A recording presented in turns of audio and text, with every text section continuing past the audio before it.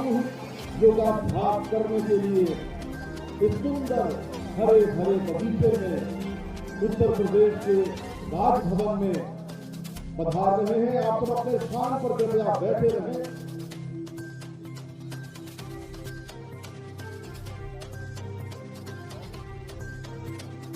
माननीय राज्यपाल महोदय, माननीय मुख्यमंत्री महोदय पधार रहे हैं हमारे बीच। आज का ये दिन 8वां अंतर्राष्ट्रीय योग दिवस ऐतिहासिक होने जा रहा है पूरे प्रदेश के लिए, जबकि आज 3.5 करोड़ लोग इस समय योगाभ्यास कर रहे हैं। 58,000 ग्राम पंचायतें, 14,000 नगरीय वार्ड, 3,000 अन्य स्थान कुल मिलाकर 3.5 करोड़ लोग माननीय मुख्यमंत्री महोदय को भेंट करेंगे तुलसी का पौधा और योग पुस्तक। मंत्री महोदय, तुलसी सनातन धर्म में पूज्य है और औषधीय गुणों की खान है। इसे सद्भावपूर्वक वचन के लिए आमंत्रित करते हैं माननीय मुख्यमंत्री महोदय।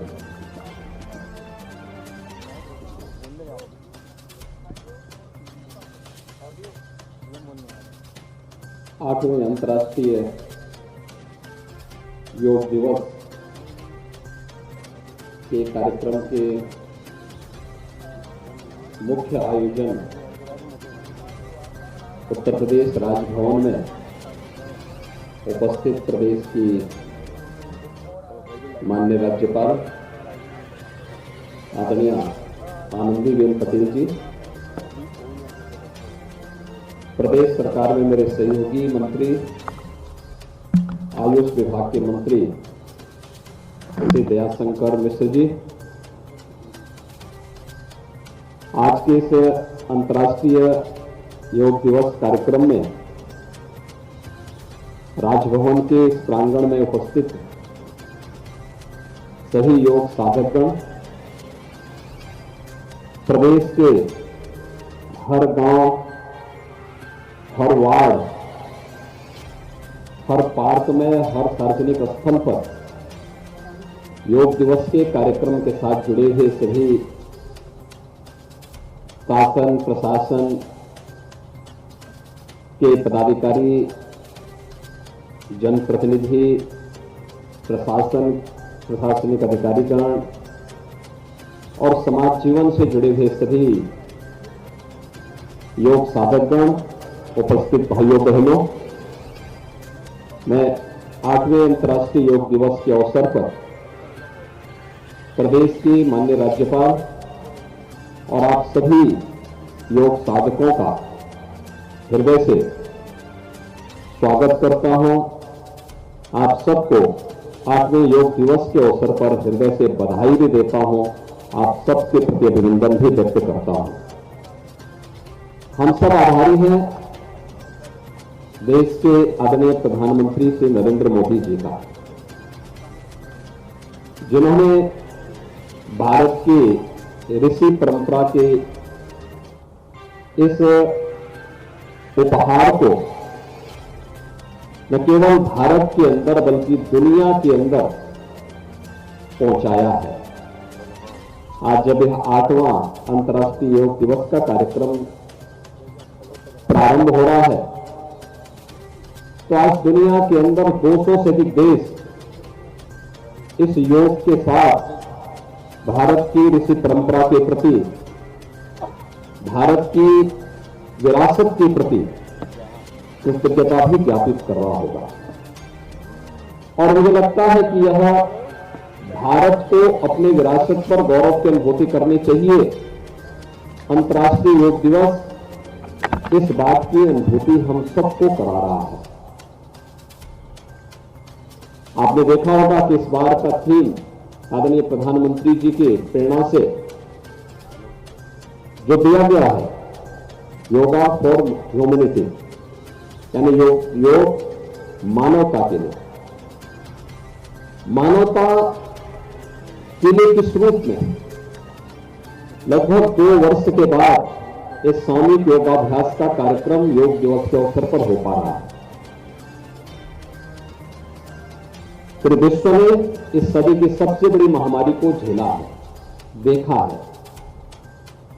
और कोरोना जैसी महामारी के दौरान सबने इस बात को देखा है कि जिसकी प्रतिरोधक क्षमता मजबूत है वही रोग के सामने टिक पाएगा। भारतीय हमेशा इसी बात को कहती रही है, शरीर माध्यम खलु धर्म साधनम। यानी अगर आपका शरीर स्वस्थ है तो धर्म के सभी साधन अपने आप ही कर्म दर कर्म सफल होते हुए जाएंगे। लेकिन अगर शरीर आरोग्य नहीं है, शरीर रोगी है, निरोगी नहीं है, तो फिर धर्म का कोई भी साधन आपका सफल नहीं हो सकता। यानी जीवन में कोई भी कार्य आप सफलतापूर्वक कर पाएंगे, ये अपने आप में एक प्रश्न खड़ा करता है। और इसीलिए योग का जो पहला नियम है, मुझे लगता है वह तो अनुशासन से ही जुड़ा हुआ है। योग हमें अनुशासन में बांध करके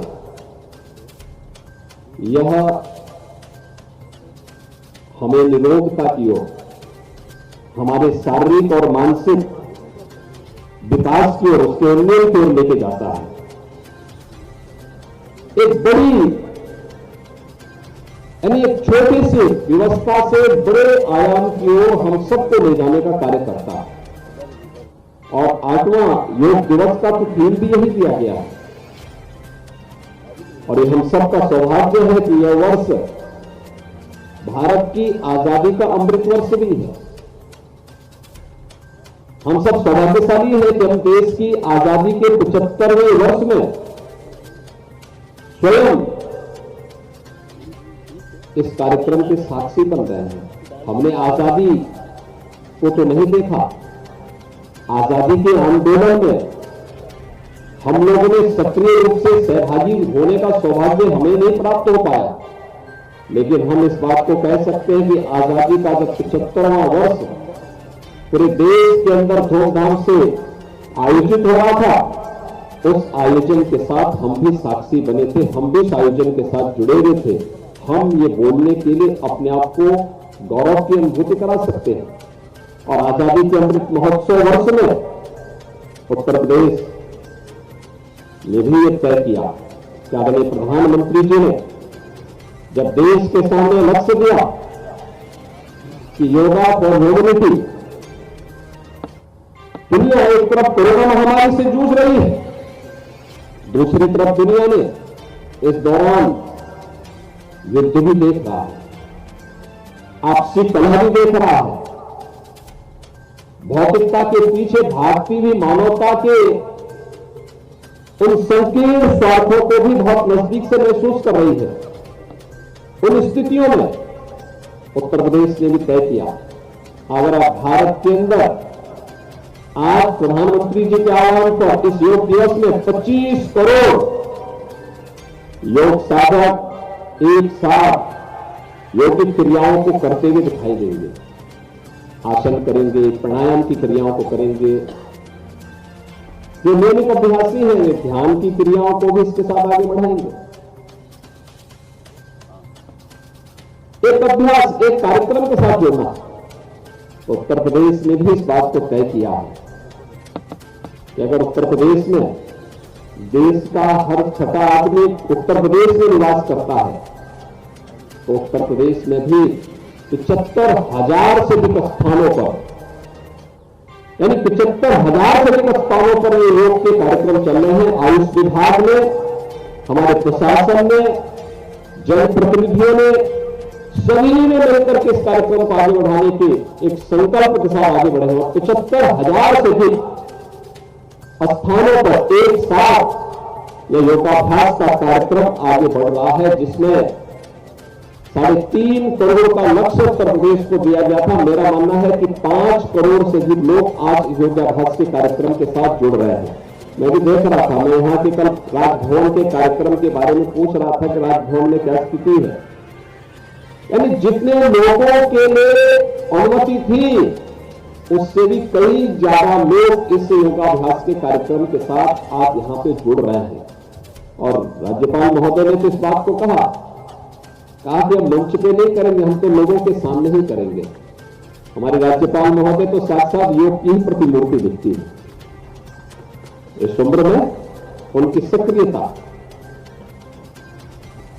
और हर कार्यक्रम में सर्दी, गर्मी, बरसात, किसी भी उसकी प्रवाह के बगैर वे निरंतर उत्तर प्रदेश जैसे राज्य में यहां के नागरिकों के कल्याण के लिए और देश के लिए एक उदाहरण बनती है। आज 75,000 से अधिक स्थानों पर योगाभ्यास का कार्यक्रम एक साथ चल रहा है। ये नियमित अभ्यास का कार्यक्रम है और आपने देखा होगा कि योग के इस अनुशासन को ही मानने, योग के माध्यम से भारत ने अपनी ऋषि परंपरा के उपहार के माध्यम से जो कुछ भी अर्जित किया वह कोरोना जैसी महामारी को मात देने में भी सफल रहा। जितना अच्छा कोविड प्रबंधन भारत का रहा, जितना अच्छा परिणाम भारत ने दुनिया के सामने दिया, कोविड प्रबंधन से जुड़े हुए सभी कार्यक्रमों को जिस व्यवस्थित रूप से भारत ने सफलतापूर्वक आगे बढ़ाने में सफलता प्राप्त की, दुनिया के अंदर किसी अन्य देश के पास उस प्रकार का उदाहरण नहीं है। ये भारत ने ही तय किया कैसे होना है, कैसे कोविड के टेस्ट बढ़ाए जाने हैं, कैसे कोरोना के दौरान एक एक नागरिक के जीवन की रक्षा, जीवन और जीविका को बचाने का कार्यक्रम भारत ने ही, इसका मंत्र भी प्रधानमंत्री मोदी जी ने दिया। कोरोना वैक्सीनेशन के कार्यक्रम को कैसे बहुत अच्छे ढंग से आगे बढ़ाएंगे, यह भी भारत ने ही दिया।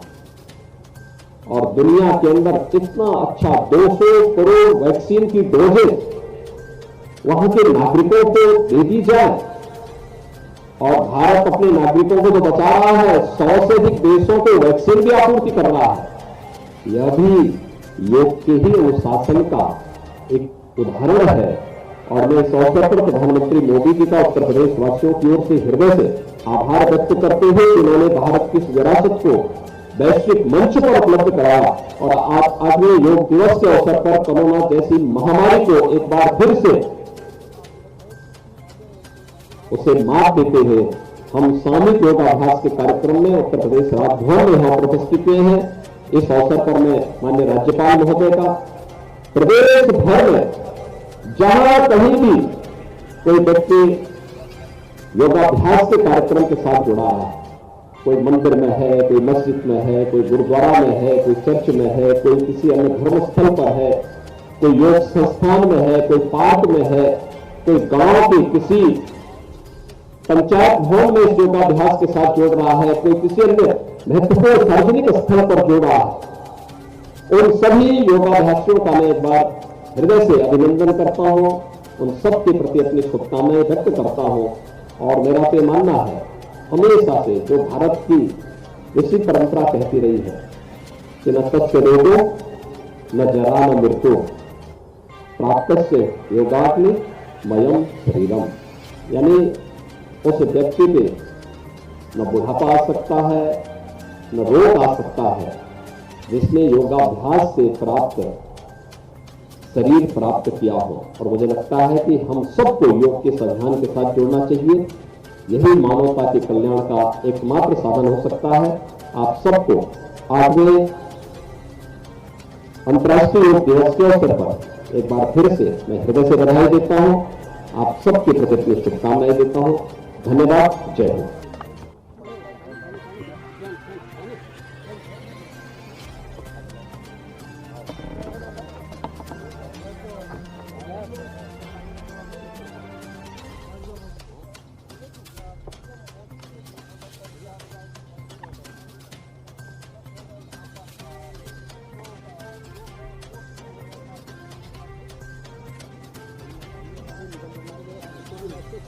माननीय प्रधानमंत्री महोदय का संबोधन कृपया कनेक्ट करें। कर्नाटक से माननीय प्रधानमंत्री महोदय इस समय राष्ट्र को संबोधित कर रहे हैं अंतर्राष्ट्रीय योग दिवस के अवसर पर।